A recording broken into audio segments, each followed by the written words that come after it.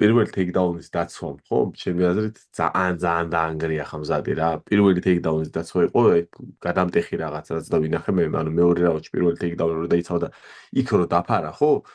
იმ მომენტში ძალიან გაუტეხა ტემპი ხამზადს რა. არც ერთ მომენტში არ ყოფილა სტატიკური ტრიკლენდი. ანუ მუდმივად ამუშავა ხამზატი, არც ერთი წამით არ გაჩერებულა. და მეორე რაუნდი დაიწყო თუ არა, უკვე თავისი წამოწვა ხამზატი. როგორც ისეთი ბრძოლა ძალიან exciting ბრძოლა ნამდვილად არ იყო რა.